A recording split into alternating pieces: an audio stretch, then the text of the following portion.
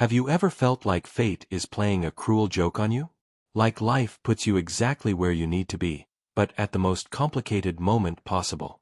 This is the story of Elena and Mateo, two souls who met in the most unexpected place, a family reunion that would change their lives forever. It all began on an October Saturday at the Herrera estate, a family property that had witnessed generations of celebrations, tears, and secrets. The country house, with its adobe walls and red-tiled roof, was getting ready to welcome more than 50 extended family members to celebrate the 80th birthday of the patriarch, Don Fernando Herrera. Elena Morales arrived early that morning, a mix of nervousness and curiosity stirring inside her. At 28, she was a successful architect living in Madrid, but she had grown up hearing stories about this branch of the family she barely knew. Her maternal grandmother, Carmen, had been Don Fernando's sister, but a family feud decades earlier had created a rift Elena never fully understood. Wearing a navy blue dress that brought out her brown eyes, Elena approached the estate's main entrance. Her hands trembled slightly as she adjusted the gift she had brought, a book of historical photographs of the region she had found in an old bookstore in Madrid. She hoped it would be a thoughtful gesture to break the ice with relatives she only knew by name. Crossing the threshold, Elena was greeted by a symphony of voices, laughter, and the aroma of traditional Spanish food. The house was alive with energy, children running through the hallways, adults gathered in small groups exchanging stories and catching up on years of family news.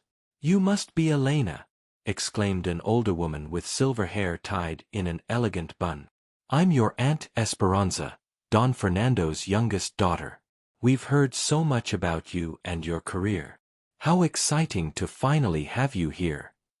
Elena smiled, feeling part of her anxiety begin to fade. "It's a pleasure to meet you, Aunt Esperanza. Thank you for including me in this celebration." As Esperanza led her through the house, introducing her to cousins, uncles and nieces, Elena felt overwhelmed by the warmth of the welcome. Yet, there was something else in the air, a kind of energy she couldn't quite place. It was as if the house itself was whispering secrets from the past. That's when she saw him. Across the courtyard, helping unload boxes of drinks from a truck, stood the most handsome man Elena had ever seen. Tall, with slightly curly dark hair and strong arms that moved with natural grace. There was something about him that made her freeze. But it wasn't just his appearance that captivated her, it was the way he smiled while talking to a small child who had run up to him, or how his eyes lit up when he listened to the elders' stories. "Who's that?" Elena asked, trying to sound casual as she subtly pointed toward the young man. Esperanza followed her gaze and smiled with an expression Elena couldn't quite decipher. "Ah, that's Mateo. Mateo Herrera. He's Don Fernando's grandson through his eldest son, Roberto. A charming guy, really. A doctor, you know? He works at a hospital in Barcelona but always finds time for family." Elena felt her heart race. Herrera. The same last name her grandmother had carried before marrying. But that didn't mean anything, she told herself. The Herreras were a large extended family, and family connections in Spain could be incredibly complex. At that moment, as if he had sensed her gaze, Mateo looked up. His eyes, a deep mossy green like wet rocks, met Elena's across the courtyard. Time paused for a moment that felt eternal. There was something in that look, an immediate connection Elena couldn't explain, as if they had known each other in another life. Mateo smiled and began walking toward them, leaving the boxes on the ground. "Aunt Esperanza," he said as he approached. "I see you have company." "Mateo, I'd like to introduce you to Elena Morales, our cousin from Madrid. Elena, this is Mateo, the one I just mentioned." Elena extended her hand, and when Mateo took it, she felt a jolt of electricity course through her body. His fingers were warm and soft, yet held the firm grip of someone used to working with precision. "It's a pleasure to meet you, Elena," said Mateo, his voice deep with a slight Catalan accent. "Esperanza was right, we've heard a lot about you. The family's architect, right?" Elena nodded, feeling color rise to her cheeks. "Yes, though I feel a bit out of place here. I hardly know anyone." "Well, that's easily fixed," Mateo said with a smile that made Elena's stomach flip. "Would you like a tour of the estate?" I know all the secret corners and the best stories.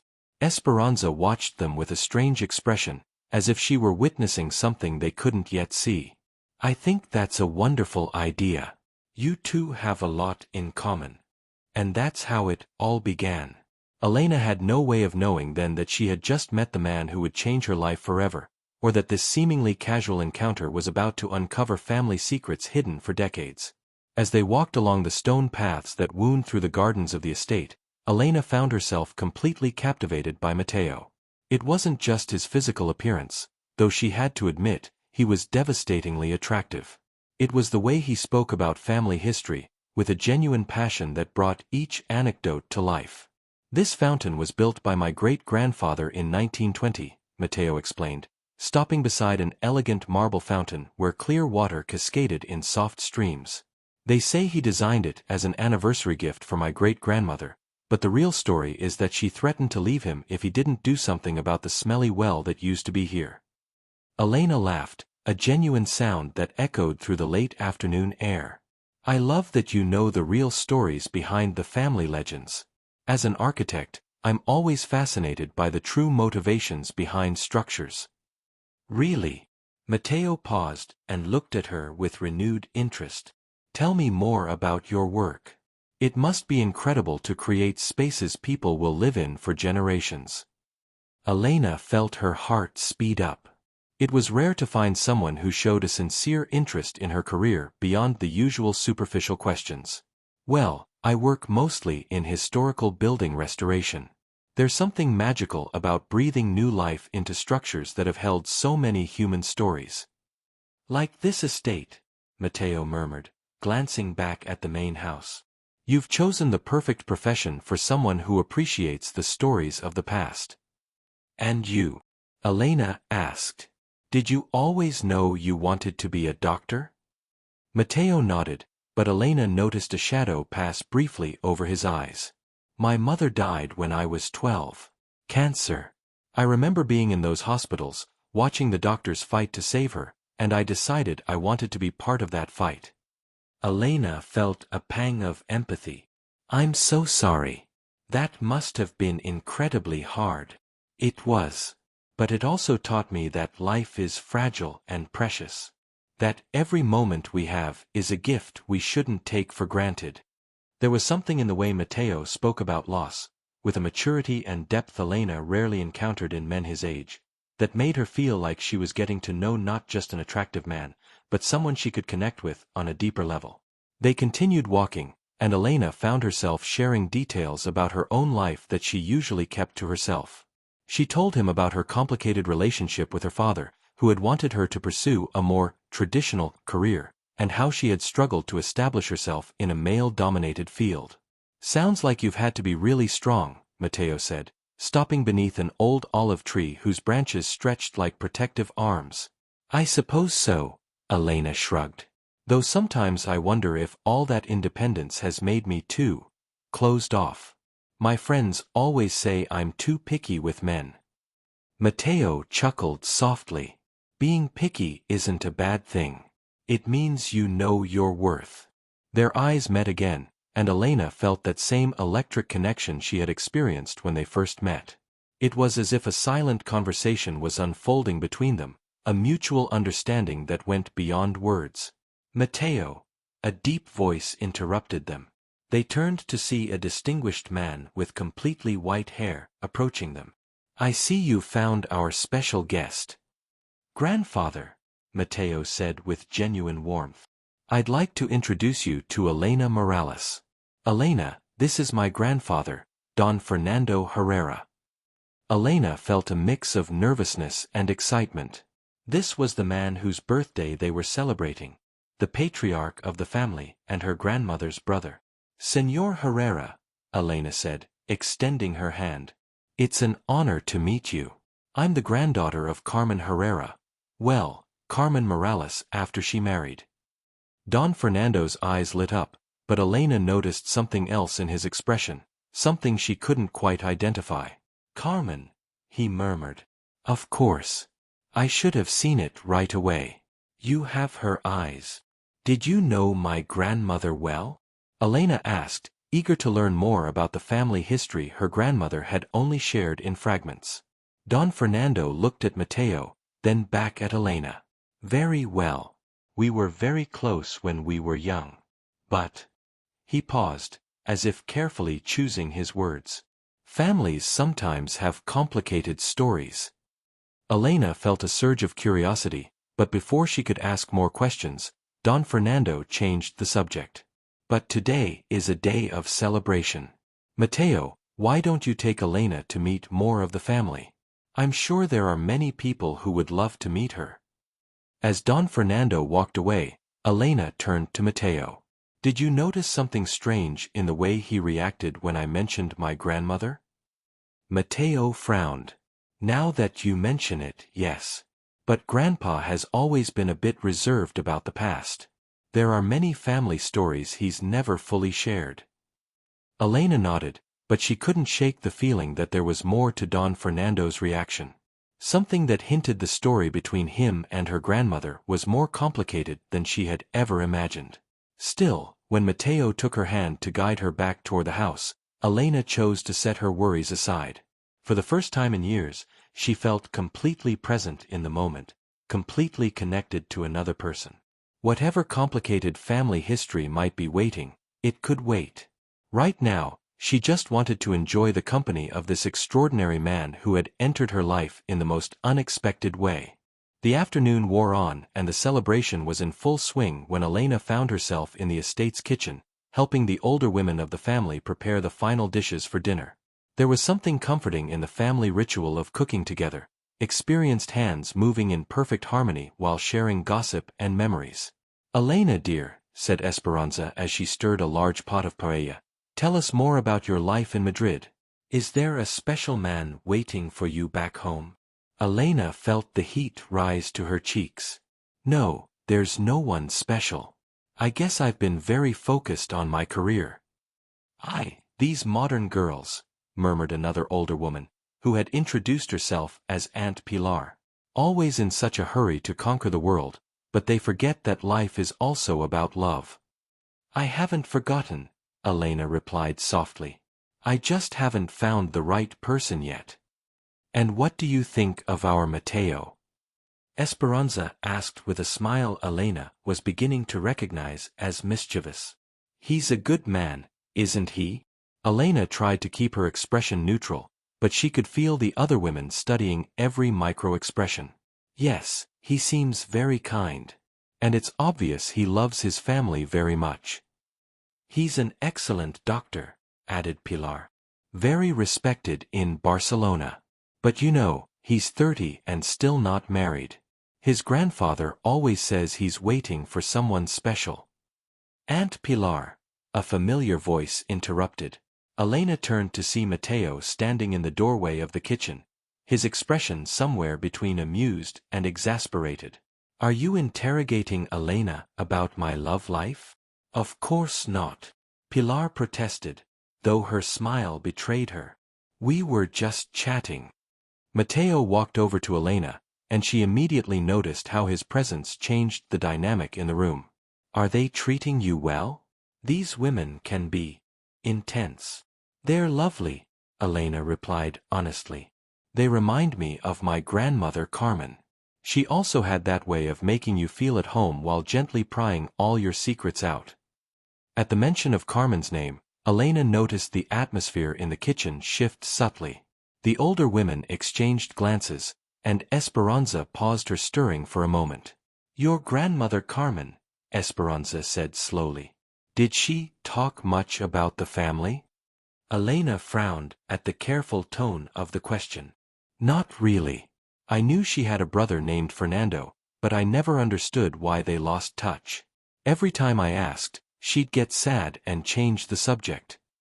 The women exchanged more glances, and Elena felt it clearly. There was something they weren't telling her. What's going on? Elena asked directly. Is there something about my grandmother I should know? Esperanza sighed deeply. Elena, dear, it's not really our place to tell this story. But maybe it's time someone did. What story? Elena felt her heart beginning to race. Mateo stepped closer, taking her hand in a gesture that felt completely natural. Elena, what exactly did your grandmother tell you about why she and Grandpa stopped speaking? Nothing specific, Elena replied, squeezing Mateo's hand. Just that they had a difference of opinion about something important when they were young. I figured it was politics or religion, those things that can divide families. Esperanza stepped closer to Elena, her eyes full of compassion. Elena, there's something you need to know. Something my father, Don Fernando, made us promise never to discuss outside the family. What? Elena felt like the ground beneath her was beginning to shift. Your grandmother Carmen, Esperanza said gently, didn't leave the family because of a simple disagreement. She left because she fell in love with the wrong man. Elena felt confused. What do you mean? Carmen fell in love with a man who was already engaged to another woman. A man from a very prominent family in the region. When their relationship was discovered, it caused a huge scandal. Elena felt her world begin to tilt. Who was the man? Esperanza looked at Mateo, then back at Elena. It was Mateo's grandfather, Roberto Herrera. The silence that followed was deafening. Elena felt as if all the blood had drained from her body. Are you saying my grandmother had an affair with Mateo's grandfather? Not an affair, Pilar said softly. They genuinely loved each other. But Roberto was already engaged to Isabel, and the families had arranged the marriage. When Carmen and Roberto tried to be together, it nearly destroyed both families. Elena looked at Mateo, who seemed just as shocked as she was. Did you know anything about this? Mateo shook his head. Never. My grandfather died when I was 15, and he never mentioned Carmen, other than saying she was Don Fernando's sister. What happened after? Elena asked, though part of her wasn't sure she wanted the answer. Carmen left, Esperanza replied. She left the region for good. Moved to Madrid, where she met your grandfather and married him. But Don Fernando never forgave her for causing so much pain in the family. Elena felt like she was seeing her family history from an entirely new perspective. Is that why my grandmother never spoke about the family? Why I never came here until now? Probably, Esperanza nodded. Carmen cut all ties with us. We didn't even know she had children until we received the invitation from your mother a few weeks ago. Elena felt overwhelmed. Everything she thought she knew about her grandmother, about her family history, had been a carefully edited version of the truth. And Roberto? What happened to him? He married Isabel as planned, Pilar said. They had children, including Mateo's father. But they say he was never truly happy. That he always wondered, what if? Elena looked at Mateo, who was processing the information with the same shock as she was. So this means that our families have been connected for generations, Mateo finished.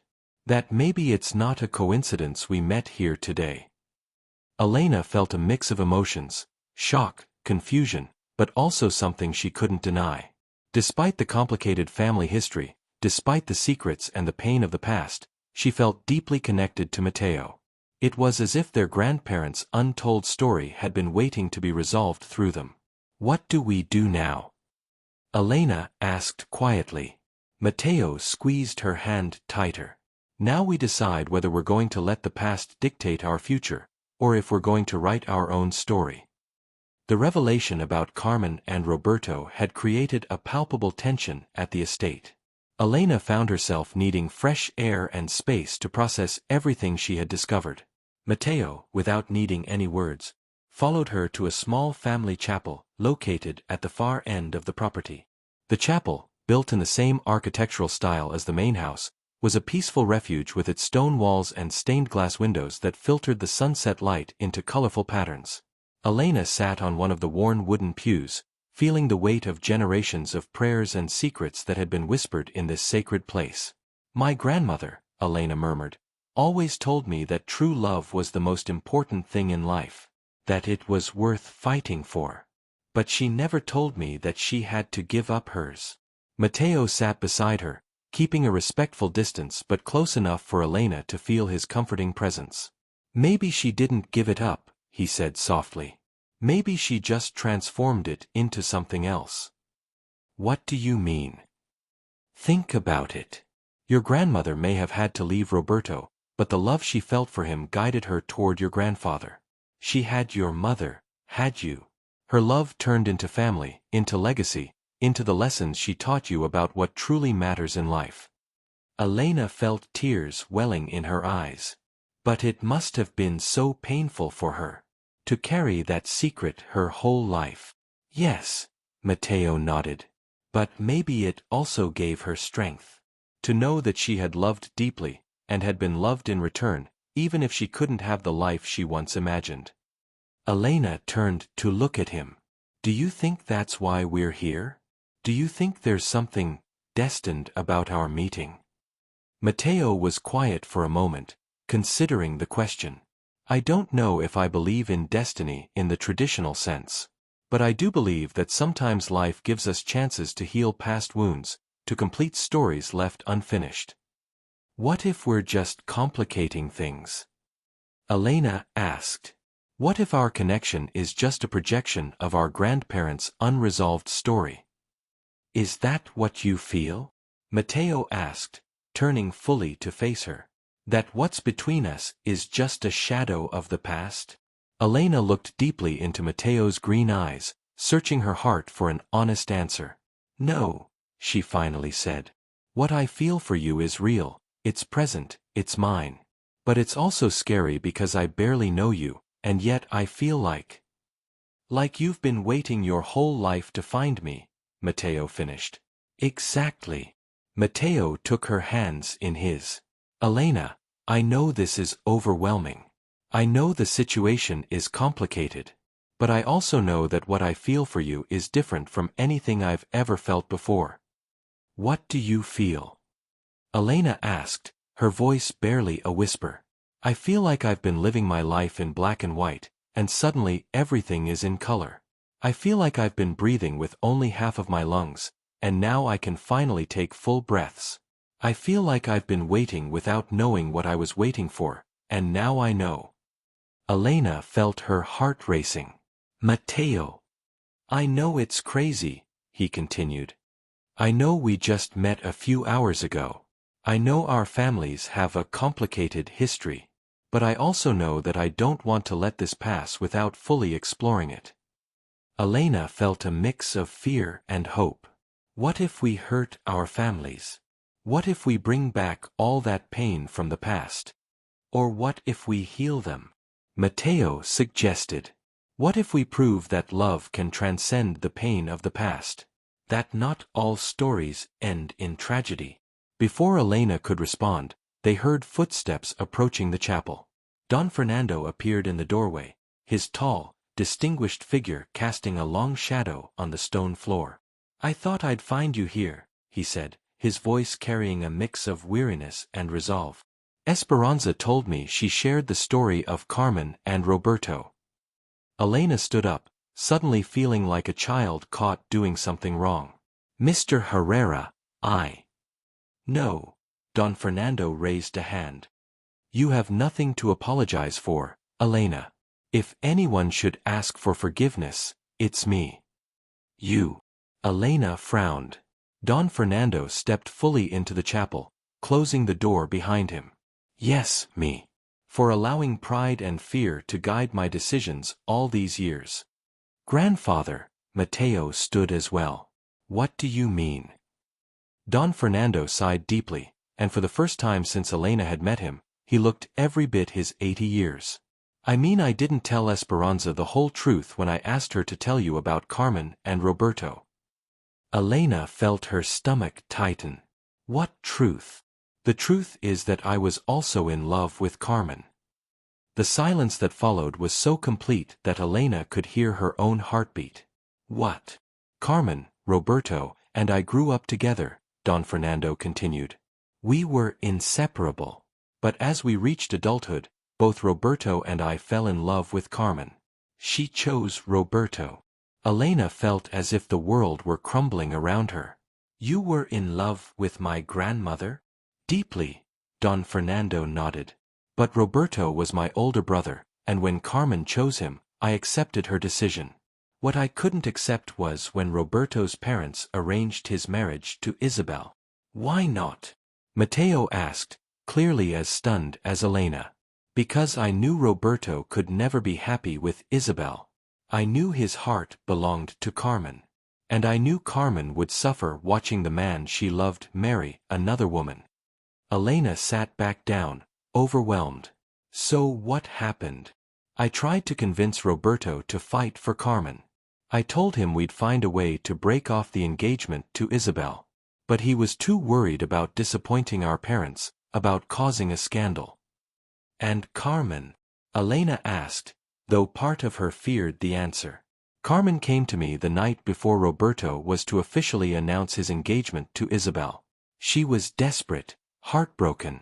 She begged me to help convince Roberto not to go through with it. Don Fernando paused, and Elena saw tears in his eyes. That night, in my desperation to comfort her, to give her hope, I told her that if Roberto wouldn't fight for her, I would. That if she gave me a chance, I would love her the way she deserved to be loved. And what did she say? Elena asked quietly. She told me she appreciated my love, but that her heart belonged entirely to Roberto. That she would rather live with the pain of losing him than with the guilt of being with another man while loving him. Tears streamed down Elena's cheeks. So she left. Yes. Don Fernando nodded. She left that very night. Left a letter saying she couldn't stay and watch Roberto marry another woman. That she needed to start a new life elsewhere. And you never forgave her? Elena asked. I never forgave myself, Don Fernando replied. I blamed myself for not fighting harder for her before Roberto got involved. I blamed myself for not finding a way to keep our family together. Mateo moved closer to his grandfather. Grandfather, it wasn't your fault. It was an impossible situation. Maybe, Don Fernando sighed. But the result was the same. I lost my sister, I lost my first love, and Roberto married a woman he could never truly love. We all suffered because of my decisions. Elena stood, a tangle of emotions she couldn't fully sort through. Why are you telling me this now? Don Fernando looked between Elena and Mateo. Because when I saw the two of you today, I saw something I hadn't seen since those days with Carmen and Roberto. I saw two people who recognized each other instantly. I saw the kind of connection that only happens once in a lifetime. But we're practically strangers, Elena protested. Are you? Don Fernando asked. Or are you two souls that have been waiting to find each other, two stories waiting to be told together? Elena looked at Mateo, who was watching her with an intensity that made her feel as though he could see directly into her soul. I don't know what to think about all this. Then don't think, Don Fernando said. Feel. What does your heart tell you? Elena closed her eyes, trying to silence all the noise in her mind and listen only to what her heart was saying. When she opened them, she looked directly at Mateo. My heart tells me this is real. That what I feel for you is real, regardless of our grandparents' story. And does it also tell you that you're afraid? Mateo asked gently. Yes, Elena admitted. Terrified. So am I. Mateo moved closer to her. But it also tells me that fear is no reason to run from something that could be extraordinary. Don Fernando smiled, and for the first time since Elena had met him, he looked truly at peace. Carmen always said true love takes courage. That you have to be willing to risk everything for the chance to have it all. Do you think she would be happy knowing we're here? Elena asked. I think she'd be overjoyed, Don Fernando replied. I think she'd see this as a chance for love to triumph where once it was defeated. Elena felt a sense of peace settle in her heart. What do we do now? Now, Mateo said, taking her hands. We decide whether we're going to be brave. The family dinner unfolded in an atmosphere heavy with unspoken emotions. Elena found herself seated directly across from Mateo at the long wooden table arranged in the main courtyard, surrounded by more than 50 members of the Herrera family. The string lights hanging between the trees created a magical ambience, but Elena could barely concentrate on the conversations flowing around her.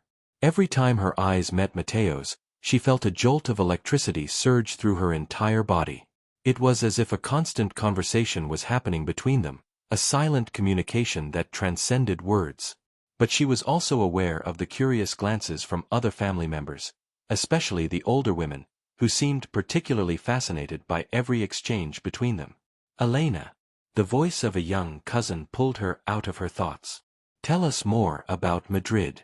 Is it very different living in such a big city? Elena smiled, grateful for the distraction. It's exciting, but it can also feel very impersonal. You can be surrounded by millions of people and still feel completely alone. Do you feel alone? Asked another cousin, Isabella, whom Elena had met earlier. Sometimes, Elena admitted. I guess I've been so focused on building my career that I forgot to build other important things.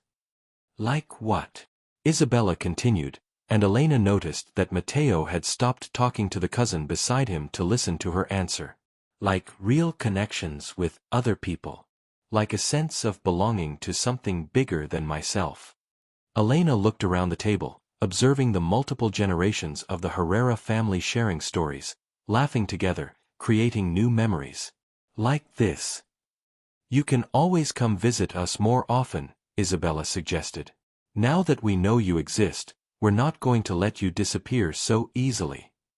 Elena felt warmth in her heart at the sincerity of the invitation. I'd love that. And what about your family in Madrid? Asked an older uncle. Do you have siblings? No, I'm an only child. My mother died when I was 20, and my father. Elena paused. My father and I have a complicated relationship. He never really understood my professional ambition. Does he know you're here today? Esperanza asked. Elena shook her head. I didn't tell him about the invitation. Honestly, I wasn't sure he'd approve of me coming. He's always been suspicious of this side of the family. Why? Asked Isabella. Elena looked at Don Fernando, who was listening to the conversation with interest. I think it's because my grandmother never fully explained why she cut off contact with you. He only knew it was something painful for her. Well, said Don Fernando, raising his glass of wine, then it's all the more important that you came today. That you had the courage to seek answers for yourself. Elena felt tears welling in her eyes. This has been the best day I've had in a very long time. Even with all the shocking revelations? Mateo asked, his voice carrying a note of concern. Elena looked straight at him. Especially because of the shocking revelations. After dinner, as the family dispersed into small groups around the estate, Elena found herself alone on the second-floor balcony, gazing out at the moonlit gardens. She needed a moment to process everything she had discovered, everything she had felt throughout the day. May I join you? Mateo's voice made her turn. Please, Elena replied, and he stepped up beside her at the wrought iron railing. It's been an intense day, Mateo commented. That's putting it mildly, Elena said with a soft laugh. This morning I was a woman who thought she knew her family history, who thought she had her life completely under control. Now, Mateo encouraged her to continue. Now I feel like everything has changed. Like I've changed. Mateo turned to look at her fully. Is that a bad thing? Elena considered the question. I don't know. It's scary. Everything I felt today, everything I'm feeling right now, it's so intense that it scares me. What scares you the most? Mateo asked gently. Elena took a deep breath. That this is too good to be true. That I'll wake up tomorrow and find out it was all a dream. That I'll go back to Madrid and the magic of this day will fade away. Or, Mateo could tell there was more. Or that it's completely real, and that means I have to change my whole life for something I'm only just beginning to understand. Mateo was quiet for a moment. Elena, can I ask you something? Of course. Are you happy with your life in Madrid? Elena opened her mouth to automatically say yes, but she stopped. I thought I was. I have a successful career, a beautiful apartment, the freedom to do whatever I want. But, are you happy? Mateo insisted. Tears welled up in Elena's eyes. No. Not really. I'm content, I guess. But not happy. What would make you happy? This, Elena answered without thinking. Today. Being here with you, feeling this connection, being part of a family that accepts me without hesitation. Feeling like I belong to something bigger than myself. And what's stopping you from having that? Fear, Elena admitted. Fear that if I change my whole life for this, for you, and it doesn't work out, I'll be left with nothing. Mateo took her hands in his. Elena, I'm not asking you to change your whole life for me. I'm asking you to consider the possibility that we could build something together. How? Elena asked. You live in Barcelona, I live in Madrid. We have careers, responsibilities. We also have options, Mateo replied. We can find ways to be together if we want to. Elena looked down at the gardens, where other couples in the family were walking hand in hand. What if we hurt our families? What if we bring back all that old pain? What if we heal them? Mateo suggested. What if we show that love can triumph where it once failed? Elena turned to face him. Do you really think what we have is love? After knowing each other for just one day. I think what we have is the beginning of love, Mateo answered carefully. I think we have a connection that could grow into something extraordinary if we give it the chance. And what if it doesn't work? Elena asked. What if it does? Mateo countered. What if this is exactly what's meant to happen? What if our grandparents couldn't be together so that we could find each other? Elena felt like she was standing on a precipice, staring into a future she couldn't quite see. I need time to think. Of course, Mateo nodded. But Elena, just remember one thing. Your grandmother Carmen left this place because she wasn't brave enough to fight for what she wanted. Don't make the same mistake. Elena felt the weight of those words. What are you suggesting? Elena didn't sleep all night. From her window in Madrid, she watched the lights of the city that never sleeps, but her mind was in Barcelona, with Mateo. The last few weeks had been a whirlwind of emotions since that family gathering that had changed everything. Mateo had sent her a message that morning. I've been thinking about us, about what you said, about not knowing if this is real or just a projection of the past. I think you're right to question it, but I also think we're being cowards. Cowards. The word echoed in her mind like a bell. Was that what they were? Or were they just being cautious? Elena headed to the architecture studio where she had worked for the past 5 years. Her co-workers noticed her distraction, but she couldn't focus on the blueprints in front of her. Every line she drew made her think of the lines of life, and how they sometimes cross in unexpected ways. During lunch, she called her best friend, Sophia. I need to talk to you, Elena said, her voice full of urgency. They met at a cafe near Retiro Park. Sophia, who had known Elena since university, immediately noticed her state. It's about him, isn't it? Mateo, Sophia said, stirring her coffee. I've never seen you like this, Elena. Not even with David. David. Her ex-boyfriend of 3 years, a comfortable and predictable relationship that had ended precisely because of that. The lack of passion, the feeling that they were together more out of habit than love. That's what scares me, Elena admitted. With David, I knew exactly what to expect. My life was planned, my career on track, my routine set.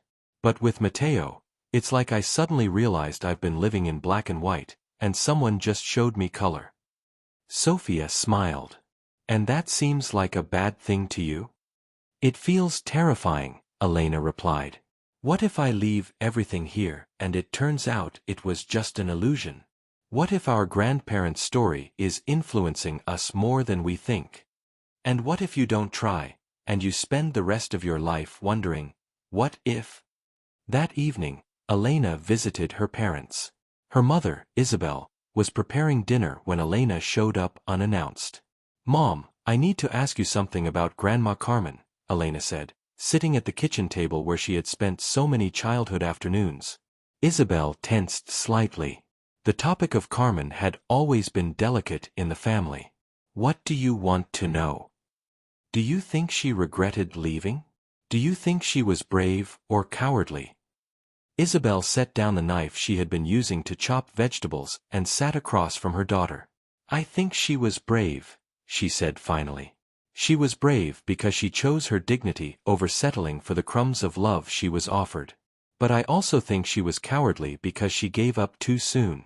She didn't fight for what she wanted. And what if I have a chance to fight for what I want?" Isabel looked at her daughter with eyes full of understanding. "Then you should take it, Elena. Life is too short to live in fear." That night, Elena made her decision. She called Mateo. "I want to try," she said bluntly when he answered. "I want to try this, whatever it is. But I need you to know I'm terrified." Mateo's laughter on the other end of the phone was music to her ears. "I'm terrified too," he admitted. "But I think the best moments in life come when you're scared but jump anyway." "What do you propose?" "Come to Barcelona. Stay for a week. Let's see what happens when it's just us, without family pressure, without our grandparents' story. Just you and me, really getting to know each other." Elena closed her eyes. It was time to jump. "All right," she said. "I'll come next weekend." After hanging up, Elena felt as if she had been holding her breath for weeks and was finally able to exhale. The decision was made. For the first time in a long time, she didn't know exactly what would happen next, and that, instead of terrifying her, thrilled her. The news that Elena had decided to go to Barcelona was not well received by everyone. Her father, always practical, expressed his concern during Sunday breakfast. "Elena, dear, I understand you like this guy, but quitting your job, your life here, don't you think it's a bit rash?" "I'm not quitting my job, Dad. I asked for a week off. And Barcelona isn't on another planet," Elena replied, trying to keep her patience. "But you don't really know him," her father insisted. "You've only known each other for a few weeks." "Some people know each other their whole lives and never truly know one another," Elena retorted. "And others recognize each other instantly." The real problem came when the news reached Don Fernando. The old man, who had been a father figure to Elena after her grandfather's death, summoned her to his house. "Elena, my daughter," Don Fernando began, his eyes tired but firm. "I know you think you're in love, but I must warn you about the dangers of repeating the mistakes of the past." "What do you mean?" Carmen also believed she was in love. She also thought she could change things, that her love was stronger than the circumstances.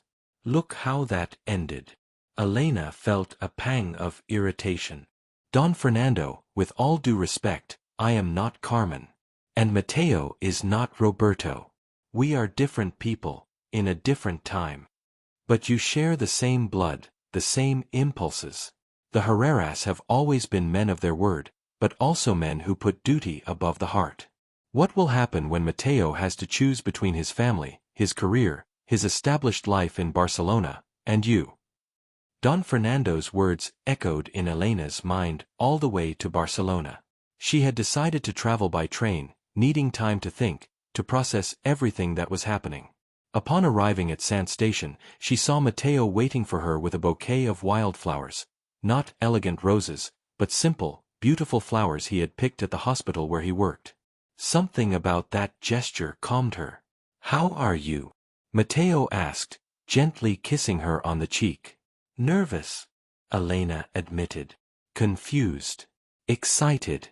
All at the same time. What did your family say?"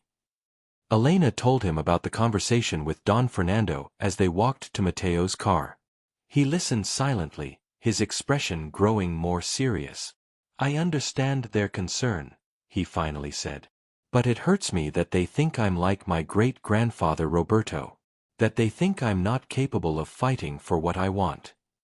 And what do you want, Mateo? He stopped in the middle of the street and looked her straight in the eyes. I want you, Elena.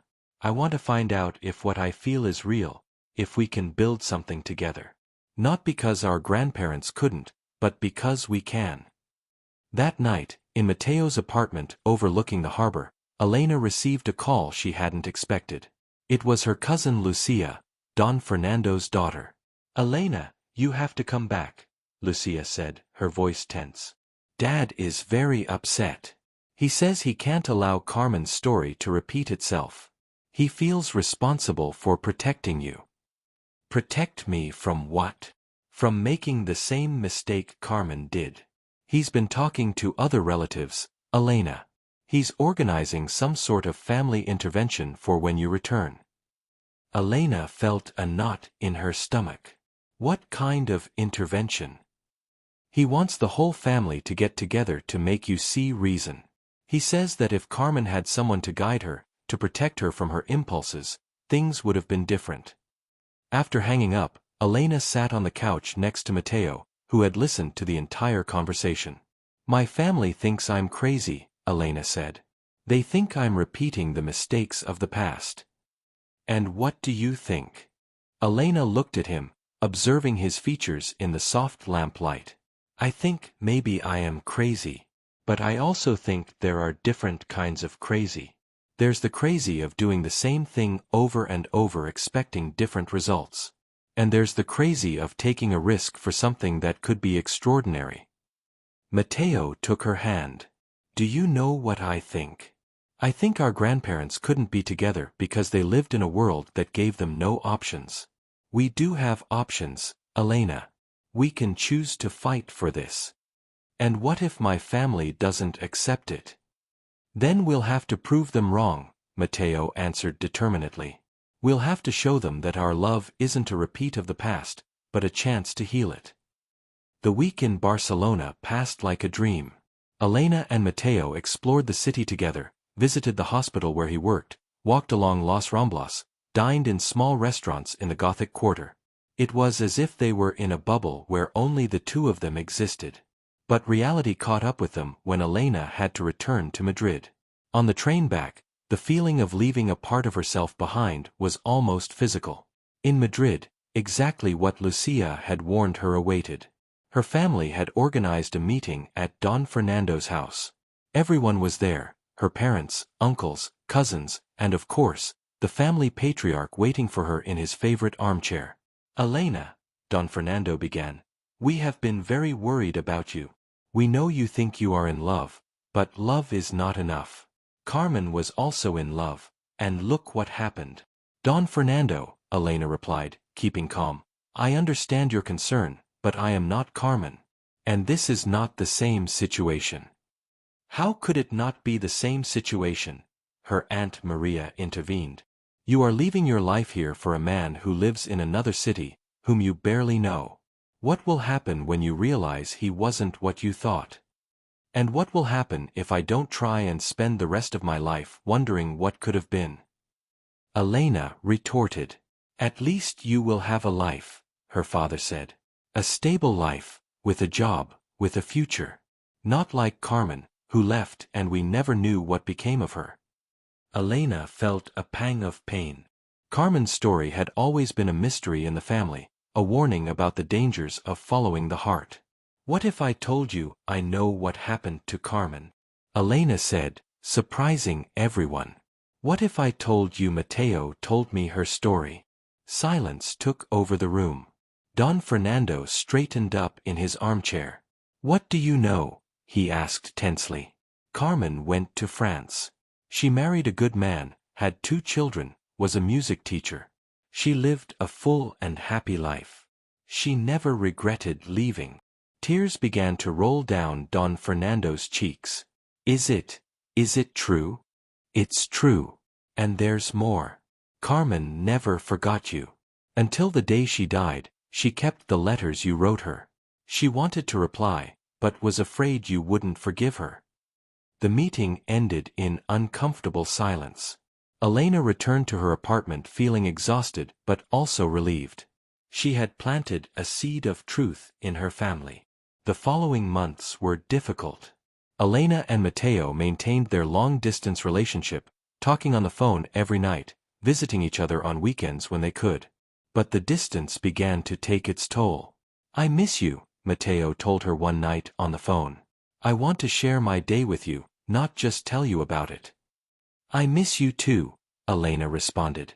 "But I don't know how to fix this. My job is here, my life is here. And what about our life together?" It was a question Elena didn't know how to answer. She loved Mateo, that she was sure of. But she also loved her job, her city, her independence. Things became complicated when the architecture firm where Elena worked offered her the lead on an important project, one that required her full dedication for the next 2 years. It was the opportunity she had been waiting for, but it also meant less time to travel to Barcelona. "Congratulate me," she told Mateo on the phone. "I got the project." The silence on the other end was telling. "Mateo, are you there?" "Yes, I'm here." "Congratulations. I know how important this is for you. But it means we will see each other even less. Elena, I feel like we're drifting apart. That each of us is building our life separately." Elena knew he was right. The last months had been a constant battle between her feelings for Mateo and her need to maintain her professional life. There were days she felt like she was living 2 parallel lives that never met. "What do you propose?" Elena asked. "I don't know. But something has to change, Elena. We can't keep going like this." That night, Elena stayed up very late, looking out the window of her apartment. Madrid stretched out before her, familiar and safe. But for the first time, she felt like a stranger in her own city. The breaking point came in December. Elena had been working intensely on her project, and Mateo had been immersed in his responsibilities at the hospital. 3 weeks had passed without seeing each other, and their phone conversations had become shorter and tenser. "Elena, we need to talk," Mateo said one night. His voice sounded different, more serious, more distant. "What's wrong?" "I've been thinking a lot about us, about what we're doing. And I think maybe Don Fernando was right." Elena felt as if she had been punched in the stomach. "What do you mean?" "I mean that maybe we're forcing something that can't be. Maybe we're so focused on not repeating our grandparents' story that we don't realize we're making the same mistake, fighting for something impossible." "Impossible? Mateo, we are 2 free adults. We can choose to be together." "Really? When was the last time we were actually together? I don't mean spending a weekend here and there. I mean really sharing our lives." Elena didn't know what to say because she knew he was right. "I've met someone," Mateo continued, and Elena felt the world stop. "She's a colleague from the hospital. Her name is Patricia. It's easy being with her, Elena. No complications, no distance, no family history to carry." "Are you leaving me for her?" "No, not exactly. But Elena, I'm 30 years old. I want a family. I want to build something real with someone. And with you I feel like we're always fighting against something." Elena hung up the phone without saying goodbye. She collapsed on the sofa and cried like she hadn't in years. She cried for Mateo, for them, for Carmen's story that seemed to be repeating, for lost time, for wasted opportunities. During the following days, Elena threw herself into work. She stayed late at the office, brought plans home, met with clients on weekends. Anything to avoid thinking about Mateo. But she couldn't stop remembering their conversations, their laughter, the way he looked at her like she was the only person in the world. Had it all been an illusion? A week later, she received an unexpected call. It was Patricia, Mateo's colleague. "Elena, I know this is strange, but I need to talk to you," she said. "Can we meet?" Elena agreed, more out of curiosity than anything else. They met at a cafe near the Clínico hospital in Madrid, where Patricia had come for a medical conference. Patricia was beautiful, but in a different way from Elena. She had light brown hair, green eyes, and a gentle smile. Elena immediately felt intimidated. "Thank you for coming," Patricia said. "I know this must be very hard for you. What do you want?" Elena asked, trying to keep her composure. "I want you to know that Mateo is in love with you," Patricia said directly. "Completely, painfully in love." Elena looked at her, confused. "Then why?" "Because he's scared. Scared it won't work, scared of hurting you, scared of repeating past mistakes. But above all, scared that you're not willing to fight for him." "How can you say that?" "Of course I'm willing to fight for him." Patricia smiled sadly. "Really? Because from where I stand, you both have been waiting for the other to take the first step. Mateo expects you to make a sacrifice for him, like moving to Barcelona. You expect him to make a sacrifice for you. And meanwhile, neither of you is truly willing to take the risk." Elena was silent, processing Patricia's words. "Why are you telling me this?" she finally asked. "Because I'm also in love with him," Patricia admitted. "But I can't be with a man whose heart is elsewhere. And he will never be able to love me the way he loves you." That night, Elena had a long conversation with her mother. She told her everything: the talk with Mateo, the meeting with Patricia, her fears, her doubts. "Mom, how did you know Dad was the one?" Isabel smiled. "I didn't.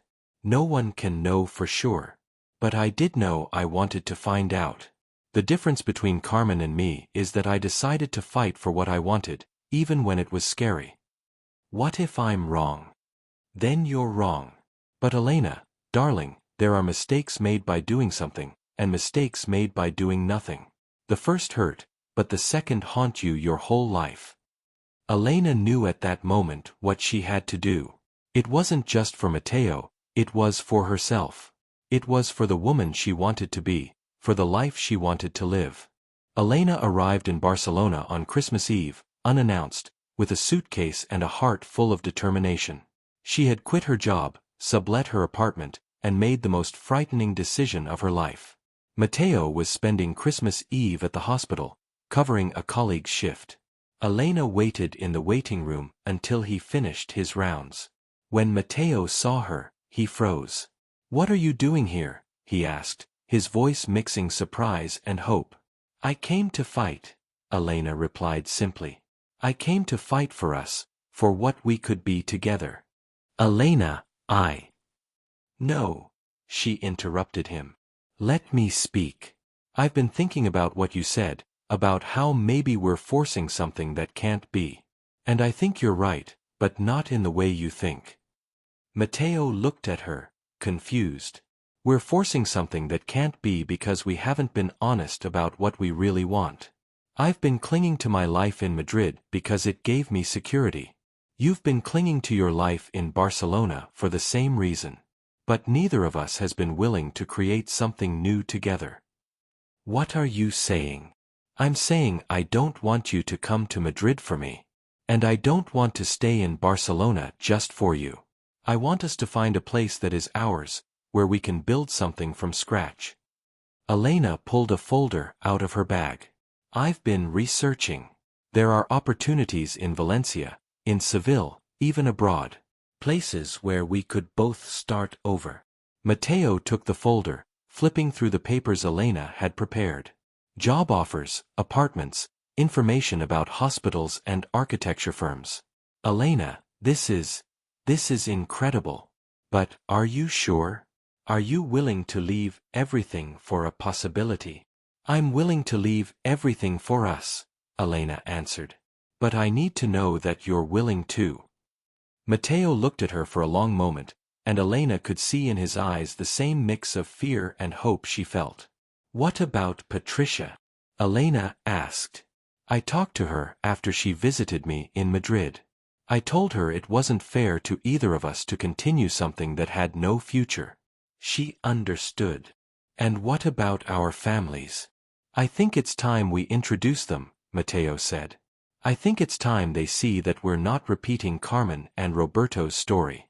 We're writing our own. 2 months later, Elena and Mateo organized a meeting between the two families. It was tense at first, full of suspicious looks and uncomfortable silences. But when Elena and Mateo announced their plans to move together to Valencia, where Elena had secured a job at a sustainable architecture firm and Mateo had been accepted into an emergency medicine program, something changed. Don Fernando, who had been quietly watching, approached the couple. "Elena, Mateo," he said, his voice trembling with emotion. I think I was wrong. I was so focused on protecting this family from repeating past mistakes that I didn't realize I was preventing healing." He reached for a box he had brought and pulled out a yellowed envelope. "This is the last letter Carmen wrote to our family. She never sent it, but Mateo gave it to me when he told me the full story of his life." With trembling hands, Don Fernando began to read. "Dear family, I hope someday you can forgive me for choosing my happiness over your expectations. I hope you understand that I didn't leave out of pride or spite, but out of love. Love for myself, love for the life I wanted to live, love for the possibility of being happy. I don't regret my decision, but I do regret not having fought harder to keep in touch with you. I love and miss you every day." When he finished reading, Don Fernando had tears in his eyes. Carmen was not running away from love, he said. She was running toward it. He approached Elena and Mateo and hugged them. "Go," he told them. "Go and be happy. Go and show that love can triumph when two people are willing to fight for it." A year later, Elena and Mateo married in a small ceremony in Valencia, overlooking the sea. Both families were present, and Don Fernando officiated the ceremony as the patriarch of both families. In her speech, Elena spoke about Carmen and Roberto, about the loves that couldn't be and the loves that could. She spoke about the courage to take risks, about the importance of not letting past fears dictate present decisions. Carmen and Roberto couldn't be together, she said, but their love was not in vain. It taught us that true love is not always easy, but it's always worth fighting for. As they danced their first dance as husband and wife, Elena and Mateo felt they were not only celebrating their love, but also healing the wounds of a family history that had remained open for decades. Years later, when their children were born, Elena and Mateo told them the story of Carmen and Roberto, not as a warning, but as a lesson about the importance of being brave in love. And on quiet nights, when they walked hand in hand through the streets of Valencia, Elena and Mateo knew they had done more than find love. They had rewritten their family's story, shown that the past does not have to dictate the future, and created a legacy of brave love for generations to come. Carmen and Roberto's story had ended in separation, but Elena and Mateo's story had begun with a union, not only of two hearts but of two families who had learned that true love knows no borders or time, and that sometimes the best love stories are those that heal the wounds of the past while writing the future.